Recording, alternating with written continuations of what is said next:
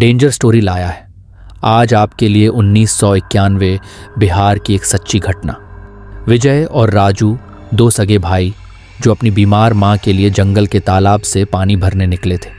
घना अंधेरा, जंगल की नीरवता और रहस्यमयी सन्नाटा। लेकिन उन्हें क्या पता था कि यह सफ़र उनकी ज़िंदगी का सबसे भयानक सफ़र बनने वाला है। रास्ते में अचानक राजू को एहसास हुआ कि कोई उनका पीछा कर रहा है। उसने जैसे ही पीछे मुड़कर देखा, कोहरे के बीच कुछ भयानक परछाइयां हरकत कर रही थीं। उल्लुओं की तीखी नज़रें, चमगादड़ की चीख और तालाब का ठहरा हुआ पानी सब मिलकर एक डरावना माहौल बना रहे थे। लेकिन यह सब तो सिर्फ एक शुरुआत थी। क्या विजय और राजू इस रात के खौफनाक रहस्य से बच पाएंगे, या फिर जंगल में बसी कोई अदृश्य ताकत उनका इंतजार कर रही थी? देखिए पूरी कहानी सिर्फ डेंजर स्टोरी चैनल पर। अगर आपके साथ भी कभी कोई रहस्यमयी या डरावनी घटना घटी है तो हमें अपने अनुभव ज़रूर बताएं। अपनी कहानी हमारे डिस्क्रिप्शन में दिए गए इंस्टाग्राम लिंक के ज़रिए हमसे साझा करें और अपनी सच्ची घटना को दुनिया के सामने लाने का मौका पाएं। तो आइए चलते हैं बिना टाइम वेस्ट के कहानी की तरफ। यह कहानी सत्य घटना पर आधारित है। 1991 बिहार। विजय और राजू दोनों सगे भाई थे। विजय बड़ा था, 25 साल का, और छोटा राजू 17 साल का था। पिताजी दारू की लत के कारण लिवर खराब होने से चल बसे थे। दोनों को अपना मानने वाला कोई था तो वह सिर्फ उनकी माँ थी, पर माँ को भी 2-3 दिन से बुखार चढ़ा था। माँ बीमार होने की वजह से घर में पानी कम था, इसलिए वे दोनों पानी लेने के लिए जंगल जा रहे थे, क्योंकि जंगल में एक पानी का तालाब था जहाँ पूरा गांव पानी भरने आता था। दोनों भाई जंगल के रास्ते से जा रहे थे। विजय ने अंधेरे में रास्ता देखने के लिए टॉर्च साथ ली थी। टॉर्च की पीली चमक उन्हें आगे का रास्ता दिखा रही थी। दोनों सगे भाई बातें करते हुए आगे बढ़ रहे थे। इसी बातचीत में राजू ने अपने बड़े भाई विजय से कहा, भैया, गांव वाले कह रहे थे रात में यहाँ छलावा फिरता है, ये सच है का? राजू की बात सुनकर विजय अचानक गुस्सा हो गया और जोर से बोला, साला बुद्धू, तुझे अक्ल नहीं है काबे? तनिक शांति रख। रात में उस बदसूरत का नाम नहीं लेते हैं, पता नहीं था का तुमको? विजय की बात सुनकर राजू एकदम शांत हो गया, क्योंकि विजय की बात सुनकर राजू के मन में डर सा बैठ गया था। दोनों भाइयों को पैदल चलते हुए काफी समय हो गया था, लेकिन अभी भी कहीं भी पानी के तालाब का कोई निशान नहीं दिख रहा था। जंगल में अंधेरे और सन्नाटे के सिवाय कोई इंसानी हलचल नहीं थी। हाँ, लेकिन दोनों भाइयों ने पेड़ों के खोखले में 2 या 3 बड़े काले उल्लू देखे, जिनकी तीखी भयावह पीली आंखें उन्हीं दोनों को घूर रही थीं। इसी बीच एक काला चमगादड़ ऊपर से उड़ता हुआ आया और ची ची जैसी भयावह आवाज निकालते हुए उनके सिर के ऊपर से निकल गया। इस अचानक हुई हरकत से दोनों की हालत खराब हो गई थी।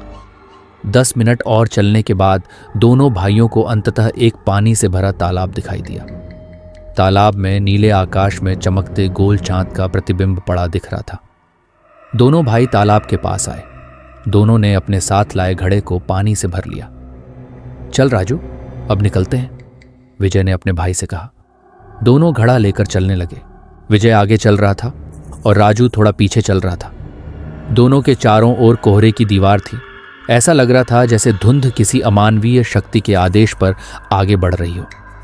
अचानक चलते समय राजू को एहसास हुआ कि कोई चोर की तरह चुपके से उसका पीछा कर रहा है। राजू अपनी जगह पर वहीं रुक गया। उसने मुड़कर पीछे की ओर देखा। दोनों आंखें बाईं और दाईं ओर घुमाईं, लेकिन पीछे काले अंधेरे के अलावा कोई नहीं था। राजू फिर अपने भाई के पीछे चलने लगा। थोड़ी दूर जाने के बाद उसे फिर वही महसूस हुआ, कोई पीछे चल रहा है। राजू ने फिर से पीछे मुड़कर देखा, पर पीछे कोई नहीं था। राजू फिर चलने लगा। थोड़ी देर बाद उसे अपने पीछे पैरों की धप धप जैसी आवाज सुनाई दी। राजू को अब शायद एहसास हो गया, कोई तो जरूर उसके पीछे है। राजू ने जल्दी से विजय को आवाज लगाई, भाई, कौनो हमारे पीछे कर रहा है? दोनों भाइयों ने एक साथ पीछे देखा। विजय ने हाथ में ली हुई टॉर्च की रोशनी अंधेरे में घुमाई, पर कुछ भी दिखाई नहीं दिया। राजू, तुझे वहम हुआ होगा, चल, विजय ने कहा। दोनों फिर चलने लगे। थोड़ी देर चलने के बाद अचानक एक दूधिया रंग की गाय विजय और राजू की ओर दौड़ती हुई आई। उसके दूधिया शरीर पर काले धब्बे थे उसके सिर पर बड़े नुकीले सींग थे। वह लगभग 6 फीट लंबी और 5 फीट चौड़ी थी। विजय और राजू दोनों ही सतर्क होकर जल्दी से गाय के रास्ते से हट गए। गाय सामने से आई और वैसे ही आगे चली गई और अंधेरे में एकदम गायब हो गई। राजू, क्या तुम ठीक हो? विजय ने चिंतित स्वर में पूछा। राजू ने बस सिर हिलाकर हाँ कहा और बोला, भाई, मैंने इतनी बड़ी गाय कभी नहीं देखी। राजू ने अविश्वास भरे स्वर में कहा। राजू की बात पर विजय ने ज्यादा कुछ नहीं कहा, बस बोला, चल जल्दी घर चलते हैं, बहुत समय हो गया है। विजय की आवाज में डर का भाव था। उसकी आवाज एकदम शांत हो गई थी। दोनों भाई फिर से चलने लगे। 15 मिनट हो गए होंगे कि तभी अचानक बहुत तेज कर्कश आवाज के साथ वही सफेद गाय इन दोनों की ओर चिल्लाती हुई दौड़ी। दोनों भाइयों को इस बात का जरा भी अंदाजा नहीं था कि अचानक उनके सामने गाय दौड़कर आ जाएगी, जिससे दोनों बुरी तरह डर गए। उनके कंधों से पानी से भरे घड़े जमीन पर गिर गए। धड़ाम! एक जोरदार आवाज हुई और सारा पानी जमीन पर फैल गया। गाय सामने से आई और वैसे ही आगे जाकर अंधेरे में भूत की तरह गायब हो गई। विजय यह दृश्य देखकर एकदम हक्का बक्का रह गया। उसकी आंखें उल्लू जितनी बड़ी हो गईं, चेहरा पसीने से लथपथ हो गया।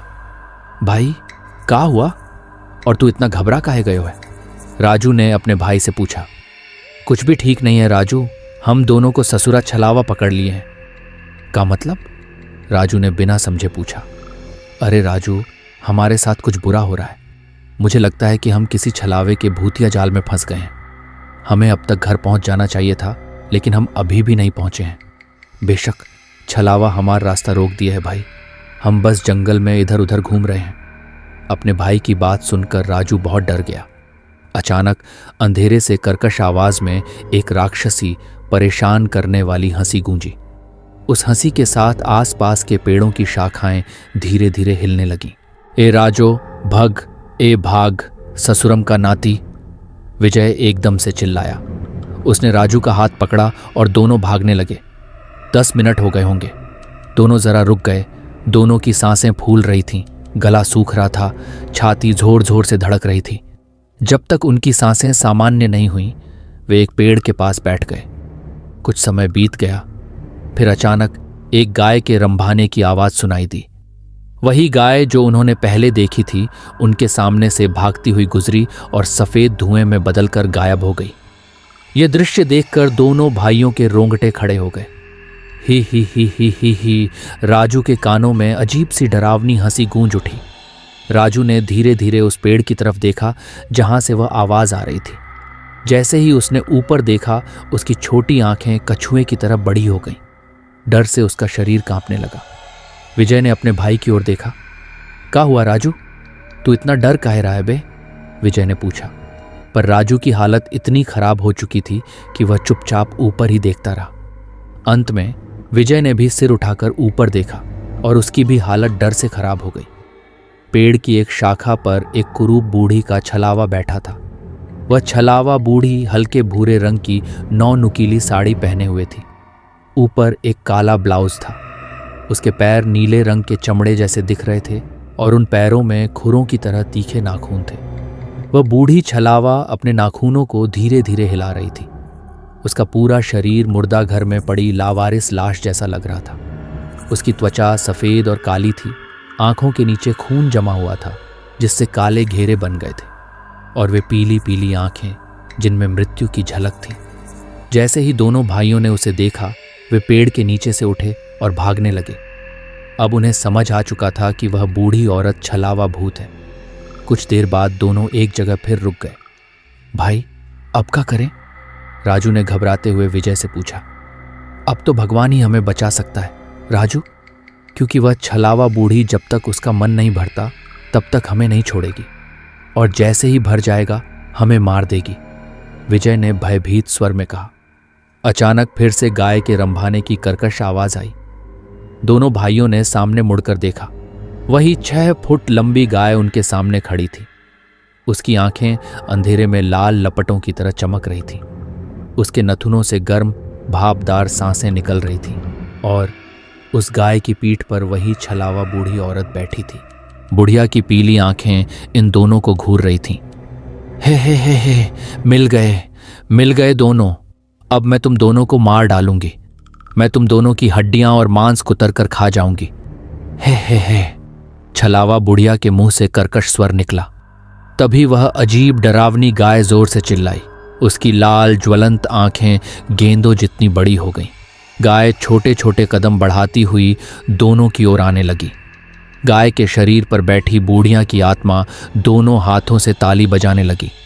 विजय और राजू ने डर के मारे अपनी आंखें बंद कर लीं, मानो वे अपनी भयानक मौत को देख नहीं सकते थे। अचानक एक युवक उन दोनों के सामने आ खड़ा हुआ। उसकी पीठ उनकी ओर थी और उसके हाथ में एक छड़ी थी। छड़ी पर लाल और पीली रस्सियां बंधी थीं। छड़ी पर 4 या 5 घंटियां लगी हुई थीं। घंटियों की आवाज विजय और राजू के कानों में पड़ी। दोनों ने आंखें खोलकर सामने देखा।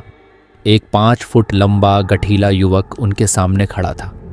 युवक का सुनहरा तेजस्वी शरीर अंधेरे में भी चमक रहा था। उसके सिर के काले लंबे बाल दोनों कंधों से पीठ तक फैले हुए थे। उसने बस एक पीली धोती पहनी थी।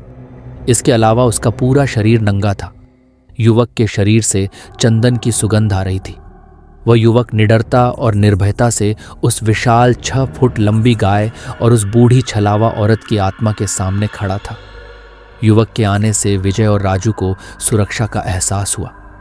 गाय अपने पैरों को जमीन पर रगड़ने लगी, अपना सिर ना करते हुए हिला रही थी, अपने नथुनों से गर्म सांसें छोड़ रही थी।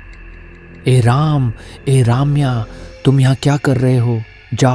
जाओ यहाँ से। बूढ़ी छलावा औरत ने डरपोक स्वर में कहा। मैं इन दोनों को बचाने आया हूं। युवक के मुंह से गर्जना जैसी कड़क आवाज निकली। उसकी आवाज में शक्ति और आदेश था। और तुम दोनों, युवक ने बिना पीछे मुड़े कहा, मैं इस छलावा बुढ़िया को रोकूंगा। तब तक तुम दोनों यहां से निकल जाओ। गांव के लोग तुम्हें ढूंढने आए हैं। जाओ, और चाहे कुछ भी हो जाए पीछे मुड़कर मत देखना। जाओ। युवक की बात सुनकर विजय और राजू बिना पीछे देखे आगे भाग गए। उन दोनों को पीछे से भयंकर रोने, चीखने और कभी कभी हंसने की आवाजें सुनाई दे रही थीं। पीछे से एक धप-धप की आवाज भी आ रही थी, मानो वह गाय पीछे से आ रही हो। लेकिन विजय और राजू ने पीछे मुड़कर नहीं देखा। अंत में 5-10 मिनट तक भागने के बाद उन दोनों को अंधेरे में जरा दूर आग की रोशनी दिखाई दी। गांव के कुछ लोग मशालें लेकर उन्हें ढूंढने आए थे। विजय और राजू दोनों भाई बच गए थे। वह दोनों गांव वालों के साथ घर आ गए। घर आते ही उन्होंने देखा उनकी मां भगवान श्री राम की फोटो के सामने दीपक जलाकर श्री राम रक्षा पाठ कर रही थी। और उस फोटो में श्री राम का मुख नीले कमल के समान श्याम, कमल के समान पुतलियों वाली 2 आंखें, जटाओं का मुकुट पहने हुए, हाथों में तलवार, गदा, धनुष और बाण लिए हुए।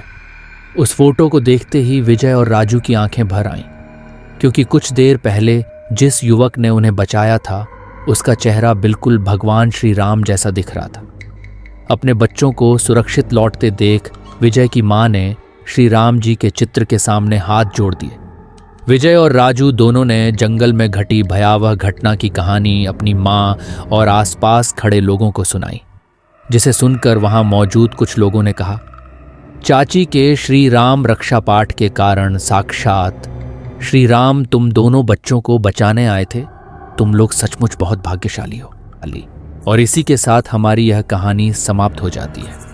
मिलते हैं नेक्स्ट स्टोरी में, तब तक के लिए धन्यवाद।